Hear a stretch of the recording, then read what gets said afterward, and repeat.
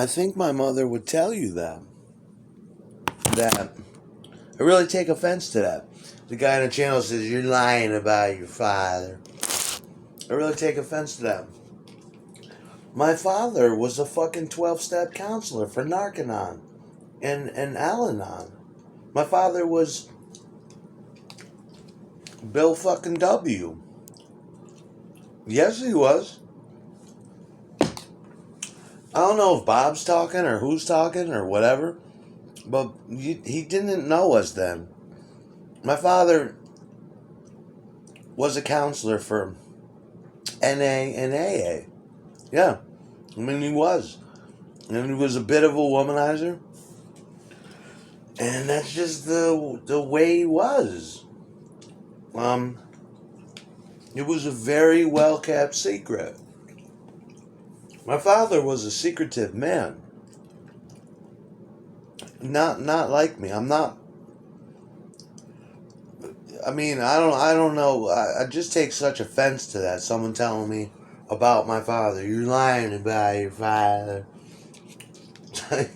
Why would I lie about my own father? You just don't like it because I have a colorful life. And that's what it comes down to. But my father, when my mother left, I mean, he went through many changes. He went through his Native American period. He went, which he kept his whole life. He went through his. My father was a member of a black church. He was a strange guy and a counselor for NA and AA, and he was a strange guy, and that's what he did. He was very secretive, man. He had a double life. And it was true. The way I remember my father is he could split a life of partying, a life of being employed at the Postal Service from 5 a.m. till 4:30, then go play softball, then be in a band, sometimes two bands, on the weekends if he wasn't doing lights or doing karaoke. Yes, it was. I remember going to see my father at the Northway Inn, playing with Joe Matarazzo's band, and him drinking soda or coffee. And everybody was fucked up. Everybody was high on coke and drunk. Not my father. He was there with his, and he hated it. I could see it in his face. And I'm like, what you doing tonight? You doing the set?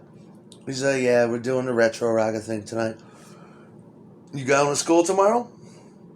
I remember that many nights on my way home, I'd pull off and see my father. After I was done playing at the club, I would pull off on the highway on any given night. He'd be there somewhere off Central Avenue, playing at one of the dives or at one of the airport inns. And he was sober, and so was I. But he was happy to be, anything involving music. But yeah, no, he had a private life, and I shouldn't even said anything. I should have just kept it secret.